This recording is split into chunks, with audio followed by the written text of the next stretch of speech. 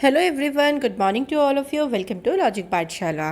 सो आज का टॉपिक है मंथली करंट अफेयर्स। ये आपका लास्ट पार्ट है जिसमें हम मिसलेनियस न्यूज़ को कवर करेंगे, जितने अपॉइंटमेंट्स हुए थे इस महीने में, या बुक एंड ऑथर्स हो गए, आपके अवार्ड्स हो गए, और इसके अलावा देखो आपके स्पोर्ट्स न्यूज़ अभी बची थी, तो स्पोर्ट्स न्यूज़ को भी हम कवर करेंगे इसी वीडियो में। बैंकिंग रिलेटेड जो न्यूज़ है वो सारी कवर करेंगे। तो इसके बाद आपका मंथली सी का टॉपिक खत्म हो जाएगा और नेक्स्ट वीडियो आपको मिलेगी अपॉइंटमेंट्स की।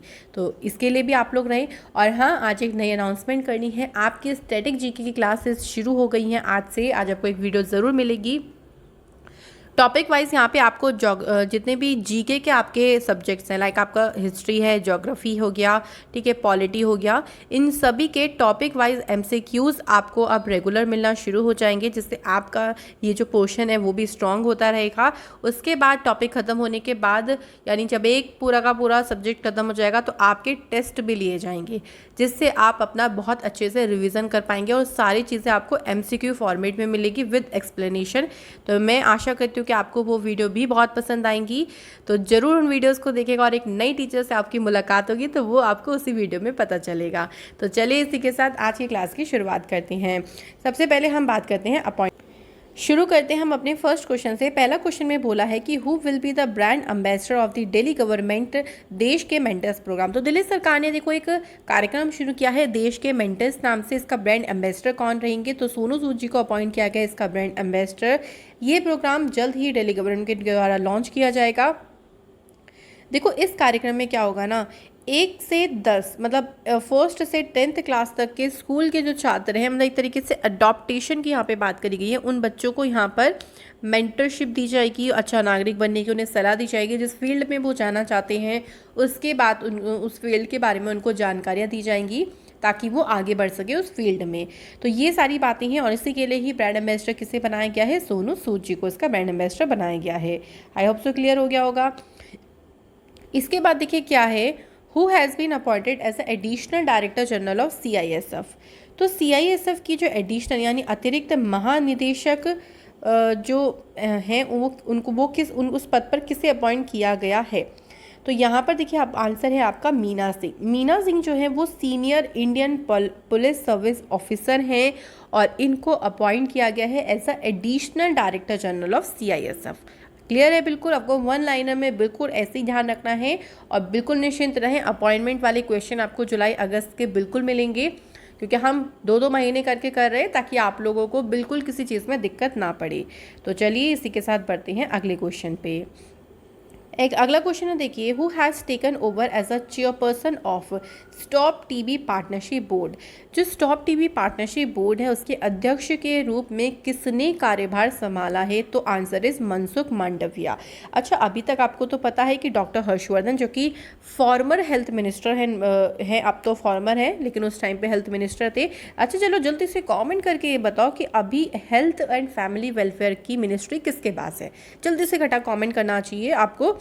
तो अब स्टॉप टीबी पार्टनरशिप बोर्ड के जो चेयरमैन बने हैं वो मनसुख मांडविया बनी है। स्टॉप टीबी पार्टनरशिप देखो एक प्रोग्राम है जो कि संयुक्त राष्ट्र के द्वारा आयोजित किया जाता है। इसका उद्देश्य यही होता है कि ट्यूबरक्लोसिस मतलब टीबी के अगेंस्ट में हमें लड़ाई करनी है, इसको रोकना है। और इंडिया के द्वारा टीबी को ख़त्म करने का जो टारगेट रखा गया है वो 2025 का रखा गया है, ध्यान रखो। और यूनाइटेड नेशन ने टारगेट जो रखा है वो रखा हुआ है 2030। तो ये दोनों चीज़ें ध्यान रखो। 2025 का इंडिया ने टारगेट रखा है, 2030 का किसने टारगेट रखा हुआ है? यूनाइटेड नेशन ने। क्लियर? इसके बाद अगला क्वेश्चन है, who has been appointed as a new chairman of national pharmaceutical pricing authority. और ये किसे नियुक्त किया गया है? तो देखिए करेक्ट आंसर यहाँ पर क्या हो जाएगा आपका? कमलेश कुमार पंत। सो कमलेश कुमार पंत को अपॉइंट किया गया है। अब देखो नेशनल फार्मास्यूटिकल प्राइसिंग अथॉरिटी की बात करते हैं तो 1997 में इसकी स्थापना हुई है और इसका आपको हेडक्वार्टर कहाँ पे मिलेगा? इसका हेडक्वार्टर मिलेगा न्यू दिल्ली में।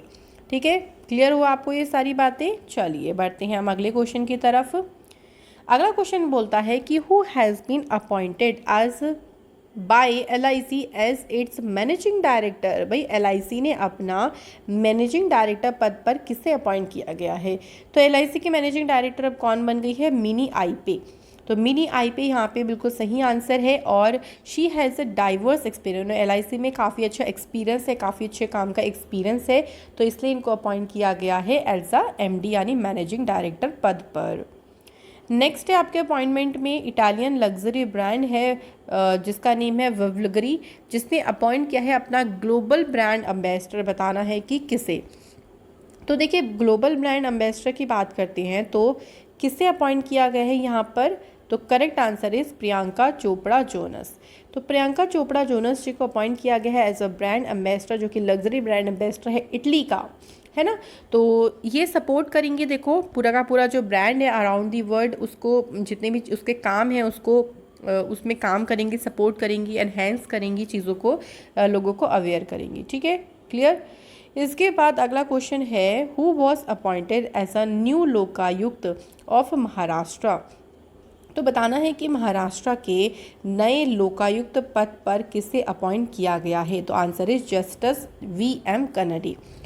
तो VM कन्नडी जी जो प्रीवियस इसके लोकायुक्त थे ML तहाली यानी, उनका टेन्योर कंप्लीट हो गया था अगस्त 2020 में, तब से सीट वैकेंट थी। अब यहाँ पर अपॉइंट हुए हैं जस्टिस VM कन्नडी। तो ध्यान रखिएगा ये महाराष्ट्र के नए लोकायुक्त अपॉइंट हुए हैं। नेक्स्ट क्वेश्चन है who has taken over as a controller general of account, यानी CGA, शॉर्ट में बोलेंगे CGA, महानियंत्रक के रूप में किसने पदभार संभाला है। तो आंसर है दीपक दास। थोड़ी सी आपको वॉइस चेंज लगेगी बिकॉज बहुत ज़्यादा तबीयत ख़राब है, बट आपके लिए वीडियो तो बनानी है, देखिए कोई चीज़ छूट ना पाए, तो थोड़ा सा आप लोग एडजस्ट करिएगा। दीपक दास को यहाँ पर अपॉइंट किया गया है as a CGA। Deepak Das 1986 batch के Indian civil account service officer हैं और ये 25th ऑफिसर बने हैं इस पोजीशन के। वेरी इंपॉर्टेंट क्वेश्चन के कौन से नंबर की ये CGA है, 25th नंबर की। तो भाई ये क्वेश्चन भी आप लोगों से एग्जाम में पूछ सकते हैं। इसके बाद है who has been appointed as a director of the zoological survey of India. तो भारतीय प्राणी सर्वेक्षण के निदेशक के रूप में किससे अपॉइंट किया गया है। आंसर इज डॉक्टर धृति बनर्जी।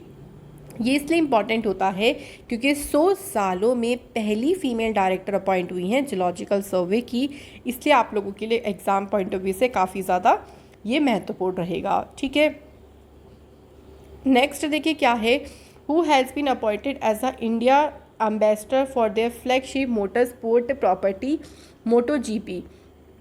तो MotoGP के लिए भारत के राजदूत के रूप में किससे अपॉइंट किया गया है। तो आंसर इज जॉन इब्राहिम। भाई जॉन इब्राहिम को सभी जानते हैं, एक्टर हैं ये, बॉलीवुड के काफ़ी फेमस एक्टर हैं और इनको अपॉइंट किया गया है। अब देखिए यहाँ पे हमारे पास ये बात करते हैं MotoGP, तो एक इसके साथ साथ देखो इनका एक कैंपेन भी रहेगा, MotoGP रेस लगाते हैं, तो इस तरीके से भी ध्यान रखो, ये इसको प्रमोट करेंगे, सपोर्ट करेंगे। और ऑडियंस काफ़ी ज़्यादा, देखो क्या होता है ना, जब भी कोई एक्टर जो लोगों के फेवरेट होते हैं तो उस चीज़ को जब कोई सपोर्ट करता है तो लोग देखते हैं, उस चीज़ से इंस्पायर होते हैं। तो ध्यान रखिएगा John Ibrahim is the correct answer. Who has been appointed by Cashify as its first brand ambassador. Cashify ने अपना पहला ब्रांड एम्बेसडर किसे अपॉइंट किया, राजकुमार राव को, ये भी बॉलीवुड एक्टर है और मल्टी ईयर का कॉन्ट्रैक्ट इनका कंपनी के साथ साइन हुआ है, प्रोडक्ट को प्रमोट करेंगे ये डिजिटल अलग अलग मीडिया प्लेटफॉर्म पे। तो ध्यान रखिएगा Rajkumar Rao is the correct answer. इसके बाद है who has been appointed as a women's spokesperson in the United Nations. भाई संयुक्त राष्ट्र में महिला प्रवक्ता के रूप में किसे नियुक्त किया गया है। तो आंसर है जोया अग्रवाल। जोया अग्रवाल का आपको नाम ध्यान होगा, लास्ट ईयर इन्होंने फर्स्ट ऑफ ऑल ये air India female pilot captain है और लास्ट इसी साल की जनवरी में इन्होंने एक रिकॉर्ड बनाया था, इन्होंने हिस्ट्री क्रिएट करी थी, लगातार नॉन स्टॉप इन्होंने कमर्शियल फ़्लाइट को उड़ाया था और काफ़ी सबसे लंबी अभी तक की, तो इसलिए इनका नाम ध्यान रखिएगा और इन्हें अपॉइंट किया गया है वुमेन स्पोक्स पर्सन के पद पर, कहाँ पर, यूनाइटेड नेशंस में। इसके बाद है who will be the brand ambassador of the Uttarakhand states department of the women empowerment and child development. So Uttarakhand राज्य ने अपनी महिला अधिकारिता और बाल विकास विभाग का ब्रांड एम्बेसडर किसे बनाया है। तो वंदना कटारिया। वंदना कटारिया वही हैं जिन्होंने हैट्रिक लगाई थी, ठीक है, इन्होंने हैट्रिक लगाई थी, 3 गोल करे थे और ये वुमेंस जो हॉकी टीम में प्लेयर हैं और उत्तराखंड स्टेट ने इन्हें अपना जो है वो women and child development department का ब्रांड एम्बेसडर घोषित किया है। नेक्स्ट है एमवे इंडिया। एमवे इंडिया ने अपना नया ब्रांड एम्बेसडर किसे बनाया है? मीराबाई चानू को। तो मीराबाई चानू का पॉइंट क्या है? इन्होंने सिल्वर मेडल जीता था टोक्यो ओलंपिक में। ये वेट लिफ्टर हैं, वुमेंस की 94 केजी कैटेगरी में इन्होंने सिल्वर मेडल अपने नाम हासिल किया था। इसके बाद है who appointed as a brand ambassador of adventure tourism in Kerala. बहुत सारे ब्रांड एम्बेसडर अपॉइंट हुए थे इस महीने में, तो ध्यान रखिएगा। केरला के पर्यटन के ब्रांड एम्बेसडर किसे अपॉइंट किया गया है? परात्तू रविंद्रन श्रीजेश को। ये गोलकीपर हैं, फॉर्मर कैप्टन भी रहे हैं इंडियन नेशनल हॉकी टीम के, तो इन्हें अपॉइंट किया गया है। नेक्स्ट क्वेश्चन है इंडियन बैंक के अभी एमडी और सीईओ पद पर किसे अपॉइंट किया गया है? तो answer is Shanti Lal Jain. India में शांति बनी रहे, है ना, ऐसे याद कर सकते हो। तो इंडिया से इंडियन बैंक हो जाएगा शांति लाल जैन। इन्होंने पद्मजू चुंदरू को रिप्लेस किया है और इंडियन बैंक का हेडक्वार्टर आपको कहाँ पे मिलेगा? चेन्नई में इसका हेडक्वार्टर भी है। नेक्स्ट क्वेश्चन है who has been elected the new president of institute of economic growth society. आर्थिक विकास संस्थान के नए अध्यक्ष के पद पर किसे अपॉइंट किया गया है? एनके सिंह को, जो कि चेयरमैन रहे हैं 15th फाइनेंस कमीशन के। इन्होंने former prime minister doctor Manmohan Singh को सक्सीड किया है, जो कि इंडियन इकोनॉमिक ग्रोथ के 1992 से प्रेसिडेंट रहे और उन्होंने ही इनका नाम रिकमेंड किया था। तो अब कौन बन गए हैं? N K Singh is the correct answer. Next question है who was appointed as a chief executive officer, यानी सीईओ कौन अपॉइंट हुए हैं? बार्ग। बार्ग की फुल फॉर्म है ब्रॉडकास्ट ऑडियंस रिसर्च काउंसिल। तो इसके मुख्य कार्यकारी अधिकारी के रूप में अपॉइंट हुए हैं नकुल चोपड़ा, जो कि फॉर्मर सीईओ सुनील लुल्ला ने अभी रिज़ाइन किया था इस पद से, क्योंकि वो अपना एम्बिशन फॉलो करना चाहते थे, जो कि एंटरप्रेन्योरशिप के पद में वो गए हैं, तो उनकी जगह पर अपॉइंट हुए हैं नकुल चोपड़ा। नेक्स्ट क्वेश्चन है who has been appointed as a joint secretary in the ministry of cooperation. अभी ये नया मिनिस्ट्री बनी थी, सहकारिता मंत्रालय से कहते हैं, और ये मिनिस्ट्री किसके पास है? अमित शाह जी के पास है। इसी मिनिस्ट्री के जॉइंट सेक्रेटरी पद पर अपॉइंट हुए हैं अभय कुमार सिंह। तो करेक्ट आंसर हो जाएगा यहाँ पे अभय कुमार सिंह। नेक्स्ट क्वेश्चन है बीएसएफ यानी बॉर्डर सिक्योरिटी फोर्स के नए डायरेक्टर जनरल पद पर कौन अपॉइंट हुए हैं? आंसर इस पंकज कुमार सिंह। और बॉर्डर सिक्योरिटी फोर्स की स्थापना हुई 1965 में। इसका हेडक्वार्टर कहाँ पे है? न्यू दिल्ली में इसका आपको हेडक्वार्टर मिलेगा। इसके बाद अगला question who has been reappointed as a managing director और सीईओ ऑफ आईसीआईसी बैंक। दोबारा से कौन बन गए हैं? तो अगेन अपॉइंट किया गया है संदीप बख्शी को। अब जो इनका कार्यकाल रहेगा वो 2023 तक रहेगा। चलिए एक और क्वेश्चन का आंसर आप लोग मुझे बताइए कि आईसीआईसी बैंक की स्थापना कब हुई और आईसीआईसी बैंक का हेडक्वार्टर कहाँ पे है? तो ये दो क्वेश्चन का आंसर आप लोग मुझे ज़रूर करें। और इससे पहले एक और क्वेश्चन पूछा है कि health and family welfare ministry इस टाइम पे किसके पास है? Next question is ITBP Indo Tibetan border police के नए डायरेक्टर जनरल पद पर अपॉइंट किसे किया गया है? Answer is Sanjay Arora. Sanjay Arora ji presently अभी सर्व कर रहे थे special director general of CRPF, और अभी ने अपॉइंट किया गया है डायरेक्टर जनरल ऑफ आईटीबीपी। तो करेक्ट आंसर ध्यान रखिएगा। तो ये थे अपॉइंटमेंट्स। अब हमारे अवार्ड्स देख लेते हैं हम। तो अवार्ड्स में हमारे पास देखो सबसे पहला कौन सा अवार्ड है कि who has been selected for Lokmanya Tilak award for the year 2021। तो इस अवार्ड से किसे सम्मानित किया गया है? तो देखिए साइरस पूनावाला को ये अवार्ड दिया गया है। साइरस पूनावाला जो है वो सीरम इंस्टीट्यूट ऑफ इंडिया के फाउंडर हैं, और इन कोविड के दौरान देखो इन कंपनी ने जो कोविशील्ड वैक्सीन है, क्योंकि कोविशील्ड वैक्सीन इनके द्वारा बनाई गई है और उसकी वजह से काफ़ी लोगों की ज़िंदगी सेव हुई है, बची है, तो उनके काम के लिए, उनके काम को रिकमेंड करने के लिए, सराहने के लिए जो है वो इनको ये अवार्ड दिया गया है। और जो देखिए सीरम इंस्टीट्यूट है उसके सीईओ का नाम भी ध्यान रखो। इनके सीईओ कौन है? सीईओ का नाम है अदार पूनावाला। ठीक है, अदार पूनावाला इसके सीईओ हैं, ये भी ध्यान रखिएगा।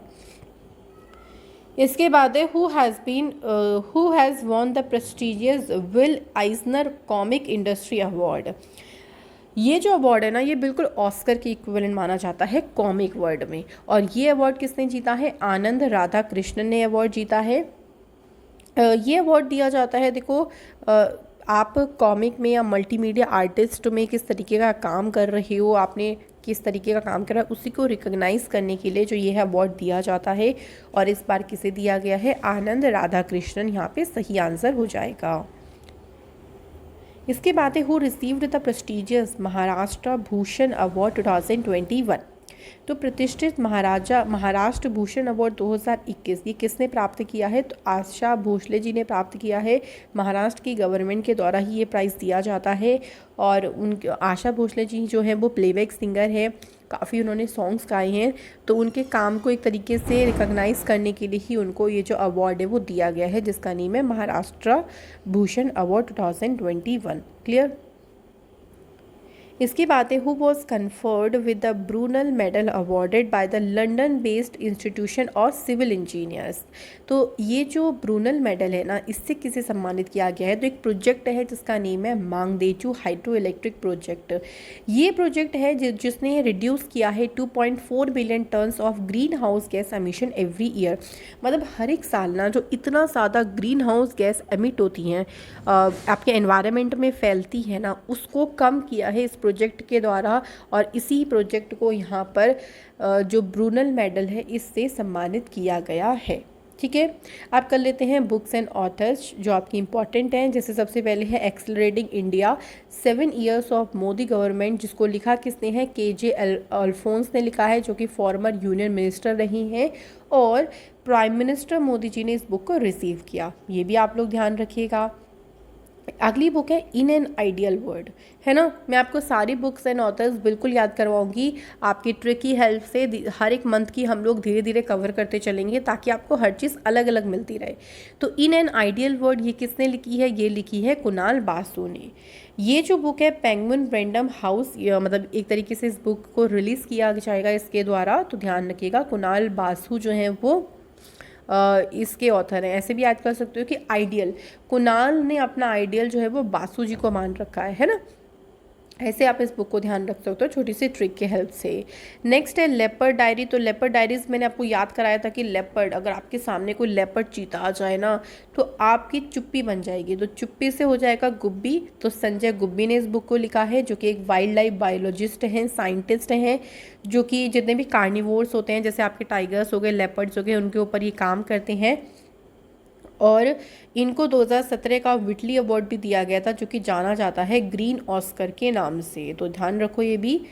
इसके बाद है my own magazine. My own magazine किसने लिखी है? कैप्टन रमेश बाबू। हमने ध्यान इसको करा था कि रमेश के बाद खुद की क्या है? गन है, तो गन से गॉन हो जाएगा मैगज़ीन, तो खुद की मतलब ओन। तो माई ओन मैगज़ीन लिखी है कैप्टन रमेश बाबू ने। इस बुक को पब्लिश किया जाएगा by the Indus source book features के द्वारा, ये ध्यान रखो आप लोग। नेक्स्ट है, देखो नेक्स्ट क्वेश्चन है अ न्यू बुक टाइटल, जिसका नेम है Balakot air strike how India avenged Pulwama. तो देखो जब पुलवामा का अटैक हुआ था ना, उसके बाद जो लोग थे ना, उनके मन में भट्टी की तरह आग लग गई थी, और इसका बदला भी इंडिया ने लिया था बिल्कुल, क्योंकि एक बहुत ही गलत चीज़ करी गई थी। तो सभी के मन में भट्टी की तरह आग लग गई थी, तो मन से हो जाएगा मनन और भट्टी से हो जाएगा भट्ट। तो नेवी वेटरन है ये मानन भट्ट, इनके द्वारा ही ये जो बुक है वो लिखी गई। इसके बाद है अगली book the year that was not the diary of a 14 year old girl. अब ये देखो 14 साल के जो बच्चे की कोई डायरी है ना, तो उसमें वो अपनी क्या विशेस लिखता है ना। तो ये जो इस बुक की ऑथर है वो वृषा जैन है, वृषा से विश बनाएंगे। और इस बुक को लॉन्च अगर पूछे किसने किया है? शबाना आज़मी, जो कि एक्टर भी रही हैं, उन्होंने एक्ट्रेस रही हैं, उन्होंने इस बुक को रिलीज़ किया है। तो दो चीज़ से ध्यान रखो, शबाना आज़मी ने तो रिलीज़ किया है, लिखा किसने है? वृषा जैन ने इस बुक को लिखा है। अगला है how the earth got its beauty. इस बुक के ऑथर कौन है? तो सुधा मूर्ति। देखो मूर्ति भी हमें बहुत ज़्यादा क्या लगती है? ब्यूटीफुल लगती है ना, ब्यूटीफुल लगती है। और इस तरीके से हमारी जो अर्थ है ना, अगर हम देखें तो वो भी बहुत ज़्यादा सुंदर है। तो दोनों चीज़ों को हम लोग ब्यूटी से रिलेट करेंगे। इस बुक को पब्लिश किया है by the penguin random house के द्वारा, तो ध्यान रखिएंगे ये चीज़ भी। इसके बाद अगली बुक है the earth spinner. The earth spinner किसने लिखी है? अनुराधा रॉय ने लिखी है। तो अनुराधा रॉय ने इससे पहले an atlas of impossible longing और द फोल्डेड अर्थ भी लिखी है, दोनों बुक इन्हीं के द्वारा लिखी है, और अर्थ स्पिनर भी इन्होंने लिखी है। अगला है Ramarao the story of India's farm crisis. ये बुक किसने लिखी है? जयदीप हर्दीकर। तो जयदीप हर्दीकर के द्वारा लिखी गई है Ramarao the story of India's farm crisis. इसके बाद है accelerating India the 7 years Modi government. At उपराष्ट्रपति निवास। ये बुक रिलीज़ करी है एम वेंकैया नायडू ने। ये बुक एक तरीके से अचीवमेंट है मोदी जी की 2 बार इलेक्टेड टर्म्स का पूरा अचीवमेंट दिखा रखा है इस बुक में कि उन्होंने कैसे क्या चीज़ें अचीव करी हैं। इस बुक में पूरा इसके बारे में लिखा गया है, जिसको रिलीज़ किया है एम वेंकैया नायडू जी ने। नेक्स्ट है the dream revolution, a biography of Jayaprakash Narayan. इनकी ये बायोग्राफी लिखी गई, इनके बारे में इस बुक में लिखा गया है, और ये बुक लिखी है बिमल प्रसाद और सुजाता प्रसाद जी के द्वारा। तो इन दोनों ने संयुक्त रूप से इस बुक को लिखा है। इसके बाद है ऑपरेशन खुकरी। ऑपरेशन खुकरी चलाया गया था और ये एक सक्सेसफुल मिशन रहा था, और इसी के बारे में पूरी इस बुक में लिखा गया है। इस ऑपरेशन के बारे में इस बुक को CDS जनरल विपिन रावत जी ने रिलीज़ किया। लिखा है राजपाल पूनिया और मिस दामिनी पूनिया ने इस बुक को लिखा है। तो कहीं भी 2 ऑथर भी होते हैं तो दोनों के नाम ध्यान रखो, एग्ज़ाम में कुछ भी पूछ सकते हैं। इसके बाद है बैटलफील्ड। भाई बैटलफील्ड में कोई विश्राम नहीं करता, सब लड़ाई करते रहते हैं ना, तो विश्राम से देखो, विश्राम बेदकर ने बुक लिखी है। ये ट्रांसलेशन है ना, from the Marathi original Ranangan by the Jerry Pinto. तो ये भी आप ध्यान रखिएगा। इसके बाद है mission domination and unfinished quest. ये बुक लिखी है बोरिया मजूमदार और खुशान सरकार ने। तो ये बुक, इस बुक में शॉर्ट स्टोरी बताई है कुछ इंडियन क्रिकेटर्स के लाइफ की इवेंट्स के बारे में, जैसे ऋषभ पंत, रोहित शर्मा हो गए, चेतेश्वर पुजारा हो गए, अश्विन हो गए। तो इनके बारे में ना इस बुक में छोटी छोटी स्टोरीज बताई गई हैं। इस बुक का नाम है मिशन डोमिनेशन। इसके बाद है Kamala Harris at the rise of Indian Americans. ये बुक लिखी है तरुण बासु ने। तो तरुण बासु ने ये बुक लिखी है। अब कर लेते हैं कुछ बैंकिंग रिलेटेड क्वेश्चंस। देखिए सबसे पहले क्वेश्चन क्या है, दुकानदार ये जो ओवरड्राफ्ट स्कीम है ये कौन से बैंक ने शुरू करी? तो HDFC बैंक ने इसको शुरू करा। इसका मतलब क्या है? देखो इसका उद्देश्य ये है, जो तो शॉपकीपर्स हैं, जो मर्चेंट है, व्यापारी है ना, तो कैश उनका बहुत ज़्यादा ट्रांजैक्शन होता है, बहुत इजी तरीके से वो कैश क्रंच कर पाएँ, और जो भी उनकी लिमिट है 50,000 से लेके मैक्सिमम 10 लाख तक करी गई है, कि ताकि उनको आसानी हो सके अपने बिजनेस को करने में। तो HDFC बैंक के द्वारा इस स्कीम को शुरू किया गया है। इसके बाद हम बढ़ते हैं अगले क्वेश्चन पे। तो अगला क्वेश्चन है SIM binding feature for YONO. अब योनो से ही समझ जाना कि योनो जो एप्लीकेशन है वो तो SBI की ही है। तो ये सिम बाइंडिंग जो फीचर किया है वो SBI ने शुरू किया है। इससे क्या होगा, देखो कस्टमर जो है वो ना डिजिटल फ्रॉड से बच पाएंगे। आजकल डिजिटल फ्रॉड बहुत ज़्यादा है, कि कई बार आपने देखा होगा कि आपके अकाउंट से पैसे निकल जाते हैं, आपको नहीं पता चलता कैसे हुआ है, या कुछ चीज़ें आपके रिलेटेड टू अकाउंट हो जाती हैं बैंकिंग से संबंधित। तो ये जो फ्रॉड्स बढ़ते जा रहे हैं, इनसे कस्टमर को प्रोटेक्ट करने के लिए इस नए फीचर को शुरू किया है किसने? SBI ने। इसके बाद है कौन से बैंक ने यहाँ पर किस बैंक के द्वारा एजेंसी बैंक के रूप में कार्य करने के लिए, किस बैंक को, मतलब भारतीय रिजर्व बैंक ने ना एजेंसी बैंक के रूप में कार्य करने के लिए किसको सूचीबद्ध किया है? तो आंसर इज इंडसलैंड बैंक। तो इंडसलैंड बैंक को यहाँ पर चुना गया है। इंडसलैंड बैंक काम करेगा एज अ एजेंसी बैंक। इसमें होगा क्या, जितने भी गवर्नमेंट बिजनेसेस हैं उनकी जो ट्रांजैक्शन होती है उससे रिलेटेड यहाँ पर वर्क किया जाएगा, जिसके लिए इंडसलैंड बैंक को चुना है RBI ने। इसके बाद है कौन से बैंक ने एक माइलस्टोन क्रिएट किया है to over 1 million customer on its WhatsApp banking channel. तो देखो एक्सिस बैंक ने ना इसी साल जनवरी में अपना व्हाट्सएप सर्विसेज शुरू करी थी, जहाँ पे लोग अपनी जो भी क्वेरीज हैं वो सब पूछ सकते हैं, जो भी उनको प्रॉब्लम आ रही है अकाउंटिंग से रिलेटेड, ट्रांजेक्शन से रिलेटेड, कुछ भी हो। तो उसके लिए फीचर शुरू करा था व्हाट्सएप सर्विसेज का, और इसमें 1 मिलियन से ज़्यादा कस्टमर हो गए हैं किसके? एक्सिस बैंक ने ये जो माइलस्टोन है वो क्रिएट किया है। अगला है कौन से बैंक ने Olympic gold medalist Neeraj Chopra ji को अपना जो है वो इस कैंपेन के लिए चुना है? और कैंपेन क्या है? Banking fraud awareness campaign. तो RBI ने पॉइंट चुना है भाई नीरज चोपड़ा जी को। अब क्या होगा, देखिए कई बार लोगों से फ्रॉड हो जाता है, OTP की डिटेल शेयर हो जाती है, CVV नंबर के ATM पिन में फ्रॉड हो जाता है, तो लोगों को अवेयर किया जाएगा, और नीरज चोपड़ा जी इसमें हेल्प करेंगे, मदद करेंगे, ताकि लोगों को बातें समझ आ सके। इसके बाद है कौन से बैंक ने पैरालंपिक कमेटी ऑफ इंडिया के साथ हस्ताक्षर किया है, MOU पे साइन किया है? इंडियन बैंक ने। तो इस MOU से देखो होगा क्या, तो इस MOU में जो पैरालंपिक्स एथलीट है ना उनको वित्तीय सहायता मिलेगी। भाई जब आप कहीं गेम खेलने जा रहे हो, या अभी पैरालंपिक्स जो टोक्यो में हो रही हैं, तो फाइनेंशियली सपोर्ट तो चाहिए ही। देखो तो उसके लिए ही सपोर्ट कौन करेगा, इंडियन बैंक करेगा पूरी तरीके से, ताकि वो अपने गेम पे पूरी तरीके से फोकस कर पाए।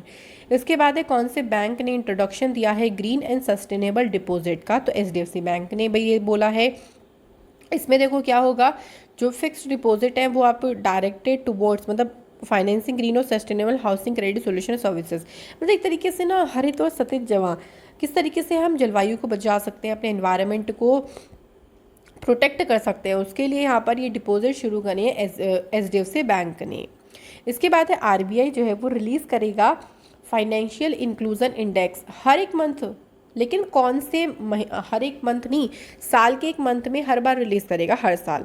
वो मंथ कौन सा रहेगा, तो वो मंथ रहेगा जुलाई में, जब आपका आरबीआई फाइनेंशियल इंक्लूजन को रिलीज़ करेगा या फिर जारी करेगा। ये इंडेक्स जो है वो मीज़र करेगा जितने भी फाइनेंशियल इंक्लूजन है ना इंडिया में, उन सभी को यहाँ पर ये मीज़र करेगा। तो ध्यान रखिएगा, करेक्ट आंसर हो जाएगा कौन सा मंथ, जुलाई महीना हो जाएगा। इसके बाद है कौन से बैंक ने टाटा मोटर्स के साथ यहाँ पर पार्टनरशिप करी है to provide car loan facility. तो देखो कार लोन मतलब आप जब कार लेने जाते हो तो लोन आपको बहुत इजीली मिल जाएगा, तो इसके लिए टाटा मोटर्स ने बैंक ऑफ महाराष्ट्र के साथ जो है वो साझेदारी करी है। इसके बाद है कौन से बैंक ने फ्रूट पोर्टल को शुरू किया। अच्छा, फ्रूट की फुल फॉर्म भी आपको पता होना चाहिए। फ्रूट की फुल फॉर्म देखिए क्या है, farmers registration and unified beneficiary information system. Karnataka Vikas Grameen bank ने इसको लॉन्च किया है, इस पोर्टल को लॉन्च किया है। और इस पोर्टल के थ्रू मतलब जितने भी फार्मर्स हैं उनका रजिस्ट्रेशन करा जाएगा, उनको एक आईडी प्रोवाइड करी जाएगी जिससे उनकी काफ़ी ज़्यादा हेल्प हो सकेगी। अगला है न्यू कलेक्शंस नाम से प्लेटफॉर्म लॉन्च किसने किया है, कोटक महिंद्रा बैंक ने। इसके लिए कोटक महिंद्रा बैंक ने क्रेडिटास सॉल्यूशन के साथ टाई अप भी किया है। कस्टमर को जितने भी देखो डिजिटल रिपेमेंट प्लेटफॉर्म, एक तरीके का ये डिजिटल रिपेमेंट प्लेटफॉर्म है। कस्टमर जो है वो अगर उन्होंने लोन भी लिया है तो उसको रिपे भी करना चाहते हैं तो उनको कन्वीनियंट, उनको सुविधाजनक चीज़ें प्रोवाइड करी जाएंगी। इसके लिए न्यू कलेक्शन नाम से शुरू किया है। अगला है कौन से बैंक ने श्रीनगर के डल लेक पर एक एटीएम को खोला है जो कि ओपन एटीएम है, तो एसबीआई बैंक ने इसको खोला है। इससे क्या होगा, वहाँ के जो लोकल और टूरिस्ट लोग आएंगे वहाँ पे घूमने के लिए उनको बहुत ज़्यादा आसानी रहेगी। और इसका इनॉग्रेशन एसबीआई के चेयरमैन दिनेश खारा ने किया है। ये पहला ओपन एटीएम नहीं है, ध्यान रखिएगा, सबसे पहले केरला में खोला गया था। ओके, अब कर लेते हैं हम लोग सारी की सारी स्पोर्ट्स न्यूज़। सबसे पहले देखिए क्या है, हु हैज़ बिकम मतलब ओलंपिक में हैट्रिक बनाने वाली पहली भारतीय महिला हॉकी खिलाड़ी कौन बनी है। सो अभी हमने पढ़ा था इनका नेम वंदना कटारिया। तो वंदना कटारिया ने जो ये हैट्रिक लगाई थी वो साउथ अफ्रीका के अगेंस्ट में लगाई थी। ओआई हॉकी स्टेडियम में ये मैच हुआ था, तो इनका नेम ध्यान रखना है वंदना कटारिया। नेक्स्ट है पीवी सिंधु जी ने कौन सा मेडल जीता है बैडमिंटन में। भाई इन्होंने ब्रॉन्ज मेडल जीता है। इन्होंने चाइना की ही बिंग जियाओ को हराकर she defeated China to win the bronze medal जीता। इससे पहले उन्होंने एक सिल्वर मेडल भी उनके नाम पे है, तो एक हिस्ट्री उन्होंने क्रिएट करी है। इन्होंने 2 मेडल जीते हैं ओलंपिक्स में। 2016 के जो रियो ओलंपिक्स हुए थे उसमें इन्होंने सिल्वर मेडल जीता था और टोक्यो ओलंपिक्स में इन्होंने ब्रॉन्ज मेडल जीता है। इसके बाद है हंगेरियन ग्रैंड प्रिक्स, ये किसने जीती है, तो हंगेरियन ग्रैंड प्रिक्स जीती है एस्टेबन ओकोन ने। इसी में अगर हम बात करें सेकंड प्लेस पर रही हैं सेबेस्टियन वेटल और थर्ड प्लेस पर रही हैं लुइस हैमिल्टन। बट आपको फर्स्ट प्लेस ही ध्यान रखना है क्योंकि सबसे ज़्यादा इंपॉर्टेंट वही है। इसके बाद है 100 मीटर गोल्ड जीता है टोक्यो ओलंपिक्स में किसने। 100 मीटर जो रेस है उसमें स्वर्ण पदक जीता है लेमोंट मार्शल जैकोब ने, ये इटली के हैं।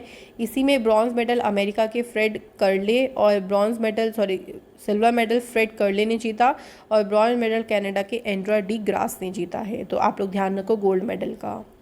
अगला है कौन से मिनिस्टर हैं जिन्होंने इंडियन पैरालंपिक कॉन्टिजेंट का थीम सॉन्ग को लॉन्च किया है, तो अनुराग सिंह ठाकुर, क्योंकि इनके पास अब स्पोर्ट्स मिनिस्ट्री है तो इन्होंने इसका शुभारंभ किया। इस सॉन्ग को टाइटल दिया गया है कर दे कमाल तू। ये सॉन्ग गाया और कंपोज किसने किया है, संजीव सिंह ने इसको गाया भी है और कंपोज भी किया है। तो ध्यान रखिएगा, आंसर इज अनुराग सिंह ठाकुर। इसके बाद देखिए हमारे पास अगला क्वेश्चन क्या है। देखिए अगला क्वेश्चन है इंडियन मेंस हॉकी टीम ने किसको हराकर अपने नाम जो है वो ओलंपिक में मेडल हासिल करा। तो भाई जर्मनी को हराया है। भारतीय अपने ओलंपिक में 41 वर्षों में ना अपना पहला ओलंपिक पदक जीता है जर्मनी को हराकर। और कौन सा पदक जीता, ब्रॉन्ज मेडल जीता है, ये भी आपको ध्यान रखना है। रवि कुमार दहिया ने कौन सा मेडल जीता है, तो उन्होंने सिल्वर मेडल जीता है मेंस की 57 केजी कैटेगरी में। रवि दूसरे थे जिन्होंने सिल्वर मेडल जीता था आफ्टर उनके मेंटर रहे थे सुशील कुमार रेसलिंग में, तो इनका नेम भी ध्यान रखिएगा। इसके बाद है पहले बॉलर कौन बनी है जिन्होंने T20 इंटरनेशनल क्रिकेट के डेब्यू में हैट्रिक लगा दिया है, ये ऑस्ट्रेलिया के प्लेयर है, नेम है इनका नाथन एलिस। तो मैच हुआ था बांग्लादेश वर्सेस ऑस्ट्रेलिया का, उसी दौरान उन्होंने अपनी हैट्रिक लगाई। इसके बाद है फिडे वर्ल्ड कप जो हुई है उसको किसने जीता है, तो जॉन क्रिस्टोफ डुडा ने जीता है। ये चेस वर्ल्ड कप जो हुआ है इसका ये 9th एडिशन हुआ है जिसको जीता है जॉन क्रिस्टोफ डुडा ने। इसके बाद है टोक्यो ओलंपिक में जेवलिन थ्रो में गोल्ड मेडल किसने जीता, भाई ये नाम तो सभी को ही पता होगा, नीरज चोपड़ा ने जीता है। और नीरज चोपड़ा बने थे कंट्री के 7th मेडलिस्ट और पहला गोल्ड था ओलंपिक में। ये ध्यान रखिएगा, इन्होंने 7 अगस्त को ये गोल्ड मेडल जीता था और 7 अगस्त को ही अब से क्या सेलिब्रेट किया जाएगा, जेवलिन थ्रो डे के रूप में इसको सेलिब्रेट किया जाएगा। तो ये आपसे क्वेश्चन एक बन सकता है। इसके बाद है डूरंड कप कौन से स्पोर्ट से संबंधित है, तो ये फुटबॉल से संबंधित है। ये एशिया का ओल्डेस्ट और वर्ल्ड का तीसरा ओल्डेस्ट फुटबॉल टूर्नामेंट होता है। इसने कमबैक किया 1 साल के गैप के बाद, इसलिए यहाँ पे आप लोगों से क्वेश्चन बन सकता है। ICC player of the month जुलाई में कौन बनी है, मेंस और वुमेंस कैटेगरी में, तो मेंस में देखो बांग्लादेश का ऑलराउंडर है शाकिब अल हसन और वेस्ट इंडीज की हैं वुमेंस में स्टेफनी टेलर। तो इन दोनों को ICC player of the month जुलाई महीने का दिया गया। टोक्यो ओलंपिक में जब नीरज चोपड़ा जी ने देखो गोल्ड मेडल जो जीता, उसके बाद इनकी वर्ल्ड एथलेटिक रैंकिंग में कौन से रैंक पर आ गई हैं, ये 2nd पर आ गई हैं। पहले पर जर्मनी के जोहानसन वेटर हैं, इनका स्कोर है 1396 और नीरज चोपड़ा जी का स्कोर है 1315। तो ज़्यादा भी गैप नहीं है, जल्द ही अगर नीरज चोपड़ा जी मेहनत करेंगे तो पूरे वर्ल्ड में पहले नंबर पर आ सकते हैं। इसके बाद 69 नंबर के ग्रैंड मास्टर कौन बने हैं, हर्षित राजा। तो 69 के भी ध्यान रखो, 68 नंबर का नाम ध्यान रखो अर्जुन कल्याण। 67 नंबर के जो ग्रैंड मास्टर हैं वो थे लियोन मंडोका। और पहले ग्रैंड मास्टर कौन थे, विश्वनाथ आनंद। इसके बाद है 19th Spielberg open chess tournament जो कि इटली में हुआ था, ये टाइटल किसने जीता है, तो रौनक साधवानी ने ये टाइटल जीता है। अगला है लियोनेल मेसी ने अभी कौन सी टीम को ज्वाइन किया है, तो पेरिस सेंट जर्मेन को इन्होंने ज्वाइन कर लिया है। इससे पहले बार्सिलोना में थे, तो फाइनली इन्होंने बार्सिलोना से एग्जिट किया है और पेरिस सेंट जर्मेन में ये ज्वाइन हो गए हैं। टोक्यो पैरालंपिक्स के नए फ्लैग बियरर कौन थे, तो नेम है इनका टेकचंद। पहले देखो मरियप्पन थंगवलु जो है वो बनने वाले थे, लेकिन कोविड पेशेंट मतलब कोविड एक फॉरेनर पैसेंजर थे उनके कांटेक्ट में आ गए थे, इसलिए इनको क्वारंटीन किया गया था। तो टेकचंद बने थे टोक्यो पैरालंपिक के फ्लैग बियरर। इसके बाद है वुमेंस की लॉन्ग जंप में सिल्वर मेडल क्लेम किसने किया है, वर्ल्ड एथलेटिक्स अंडर 20 चैंपियनशिप में। तो सिल्वर मेडल यहाँ पे जीता है शैली सिंह ने। इनका जो आप कह लो कि जंप था उसका डिस्टेंस था 6.59 मीटर, सिर्फ 1 सेंटीमीटर की शॉर्टेज थी, बट कोई नहीं, सिल्वर मेडल भी बहुत बड़ी बात है इंडिया के लिए। इसके बाद है who has become the first Indian basketball player जो इंक्लूड हुए हैं NBA चैंपियनशिप रोस्टर में, इनका नाम बताना है, तो प्रिंसिपल सिंह बाजवा इनका नाम है। इसके बाद है ऑस्ट्रेलिया की ये नेम है इनका पेस ग्रेको ने पहला गोल्ड मेडल जीता था टोक्यो पैरालंपिक में। बताना है कौन से गेम में इन्होंने ये मेडल जीता था, तो आंसर है साइकिलिस्ट। तो साइकिलिस्ट में इन्होंने गोल्ड मेडल जीता था सबसे पहला। अगला है बल्गेरियन ग्रैंड प्रिक्स हुई थी, इसके जो विनर थे वो हैं मैक्स वर्स्टैपिन। जॉर्ज रशेल विलियम्स इसमें 2nd प्लेस पर रहे और लुइस हैमिल्टन जो है वो इसमें 3रे प्लेस पर रहे थे। इसके बाद है टेबल टेनिस में इंडियन पेडलर हैं जिनका नेम है भावनाबेन पटेल। तो भावनाबेन पटेल ने कौन सा मेडल जीता पैरालंपिक में, तो इन्होंने सिल्वर मेडल जीता है और ये इंडिया का पहला मेडल आया था टोक्यो पैरालंपिक्स में, ध्यान रखिएगा, इंपॉर्टेंट है। इसके बाद है किसने हिस्ट्री क्रिएट करी है, पहली इंडियन वुमेन है जिन्होंने गोल्ड मेडल जीता है at the Paralympics in R2 women's 10 metre air rifle standing event में। तो नाम है इनका अवनी लेखारा। इन्होंने 2 मेडल जीते हैं, ये भी ध्यान रखो, एक इन्होंने गोल्ड मेडल जीता है, दूसरा सिल्वर जीता है। तो नाम इनका ध्यान रखना है अवनी लेखारा। इसके बाद में सिल्वर मेडल मेंस की हाई जंप T47 इवेंट में किसने जीता है, निषाद कुमार ने जीता है। 2.06 मीटर इनका हाई जंप रहा था। इसी में गोल्ड मेडल जीता है अमेरिका के रॉड्रिक टाउनस्टेन ने। तो इंडिया में ध्यान रखिएगा, इंडिया से ही क्वेश्चन आपके पूछे जाएंगे। तो ये थे आपके मिसलेनियस न्यूज़ आपके अगस्त मंथ के, ये सभी अब कंप्लीट हो गए हैं। अब आपका मंथली करंट अफेयर्स का टॉपिक बिल्कुल कंप्लीट हो गया। अब आपके जो टॉपिक्स हैं जो आप डिमांड कर रहे हो वो आपके को रेगुलर मिलेंगे, और जीके के क्वेश्चंस की जो वीडियो मैंने आपको बोली वो भी आपको डेली मिला करेगी। तो इसी के साथ मैं आशा करती हूँ कि आप इस चैनल को और सपोर्ट करेंगे, ऐसे ही अपना लव एंड सपोर्ट देते रहें। Thank you so much for watching this video.